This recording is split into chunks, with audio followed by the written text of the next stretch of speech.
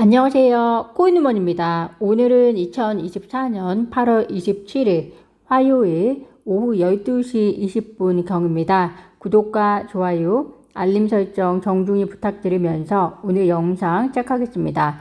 비트코인이 잭슨 홀 미팅 파월의 연설과 함께 8,600만원대까지 회복한 이후에 소폭 하락하면서 횡보장을 이어가고 있습니다. 잭슨 홀 미팅의 기점으로 상승세가 지속될 것으로 기대했던 투자자분들도 계실 텐데요. 바이낸스 선물마켓 트레이더는 미 연준 의장 제롬 파월의 잭슨 홀 미팅 이후에 비트코인이 주요 저항선인 6.2만 달러를 강하게 돌파한 것은 전고점 돌파를 위한 명확한 신호다라고 이야기를 합니다. 그리고서 비트코인이 5.5만 달러에서 베어 트랩, 즉 가짜 하락 패턴을 형성한 뒤에 주봉 기준 가격은 다시 이전 박스권으로 회복됐다. 시장은 보통 대부분 사람들이 공포에 빠지고 항복한 뒤에 큰 폭으로 상승을 시작한다 라고 평가하고 있으니 참고 정도 하시면 될 것 같습니다. 한 국제 컨설팅 회사가 미국과 유럽, 캐나다, 아시아, 라틴 아메리카 소재의 기관 투자자 277여 명을 대상으로 진행한 설문조사에 따르면 기관 투자자의 20% 이상이 리플 XRP를 포트폴리오에 포함시킬 의향이 있다라고 응답했다고 합니다. 현재 암호화폐 시장에 뛰어든 기관 투자자의 98%가 비트코인, 그리고 78%는 이더리움, 24%가 솔라나에 투자하고 있다라고 응답을 했는데요. 리플의 국경 간 송금 결제 사업과 그리고 디파이 사업에 대해서 계속 좋은 모습을 보인다면 현재 자산으로서 XRP는 법적 명확성을 가지고 있기 때문에 기관들이 진입하기 위한 좋은 기회가 될 수 있을 것이라고 생각을 합니다. 그러기 위해서 리플이 얼마만큼 XRP의 효용성과 가치를 보여주느냐에 달려 있을 것이다 라고 생각이 드는데요. 기관은 일반 개인 투자자가 아니기 때문에 투자하기 위해서는 내부적인 검토와 그리고 승인이라는 굉장히 절차적으로 까다로운 과정이 있기 때문에 기관이 진입하는 순간 XRP의 거래량에는 도움이 되겠지만 또 자산으로서 공식적으로 인정받은 것과 다름없다라고도 굉장히 긍정적으로 해석해 보실 수 있을 것 같습니다. 미국 영화 제작사가 올해 11월 아마존과 그리고 애플 TV 등 플랫폼에서 시청할 수 있는 XRP Unleashed 라는 제목의 다큐멘터리를 개봉한다고 밝혔습니다. 안타깝게도 넷플릭스는 시청 가능 플랫폼에서 제외되었다라는 소식인데요.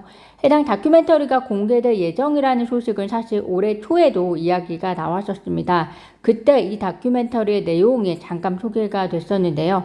리플과 SEC 간의 법적 다툼을 중심으로 전개가 되는 내용이고 암호화폐 인플루언서, 그리고 재무자문가, 법률 전문가, 그리고 리플 직원들과의 인터뷰를 통해서 국제은행 업계, 그리고 자산의 토크나, 그리고 CBDC에 대한 미래를 탐구한다는 소식을 전해졌습니다. 특히 SEC가 디지털 자산 영역에 대한 통제를 강화하려는 움직임과 그리고 XRP를 타깃으로 삼았다는 주장에 주목을 하면서 이러한 상황이 기존 은행과 그리고 금융 시스템에 대한 위협으로 해석될 수 있음을 시사한다라고 해당 다큐멘터리를 그 당시에 소개했었는데요. 해당 영화가 공개가 되면 일반 대중들이 XRP의 가치를 객관적으로 조금 더 쉽게 검토해 볼 수 있고, 동시에 리플의 사업인 송금 결제, 그리고 중앙은행들과의 파트너십 등과 그리고 전통적인 금융 시스템과의 관계, 그리고 이에 대한 SEC의 숨겨진 입장 등을 바라보실 수 있는 굉장히 좋은 기회가 될 것이라는 생각이 듭니다.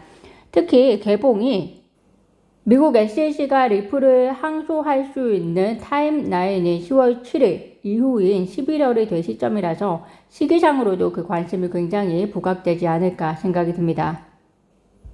최근에 텔레그램 CEO가 프랑스 경찰에 의해서 체포가 된 사건이 화제가 되고 있습니다. 검찰은 불법 거래 조장, 암호화폐 서비스 무단 제공, 그리고 마약 범죄 및 자금 세탁, 사기 등의 12건의 혐의를 포함해서 해당 CEO를 체포를 했다라고 얘기하는데요.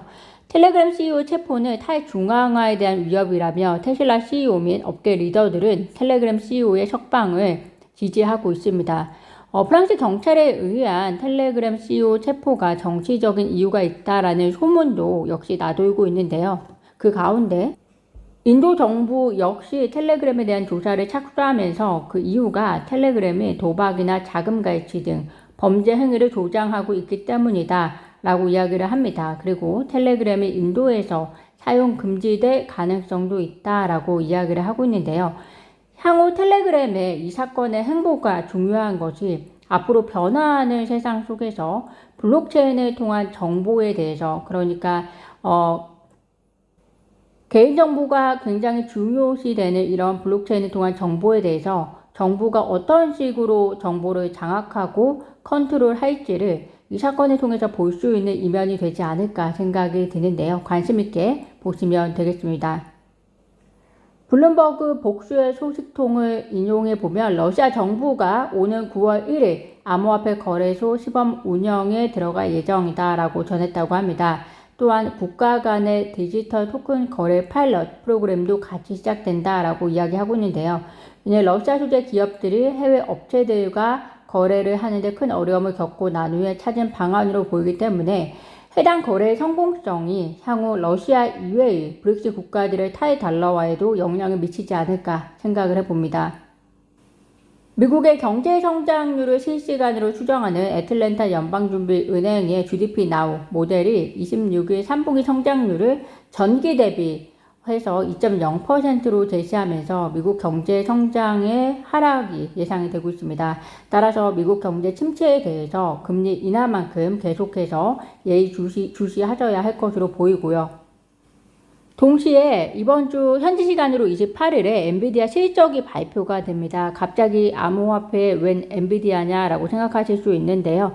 엔비디아가 현재 미국의 기술주를 리드하고 있기 때문에 잘 나오면 주식시장에만 긍정적인 효과를 보일 수도 있지만 만약에 반대로 나쁘게 나오면 기술주 나스닥뿐만이 아니라 위험자산인 암호화폐 시장에도 일부 영향을 줄 수도 있다는 점 밸런스 있게 참고를 하시면 좋을 것 같습니다. 즉 좋은 것은 혼자 가져갈 수도 있지만 나쁜 영향은 같은 위험자산이기 때문에 골고루 미칠 수 있다라고 보실 수도 있는 점 참고하시면 되겠습니다. 오늘 제가 준비한 소식은 여기까지입니다.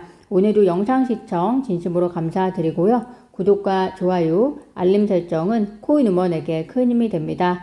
감사합니다.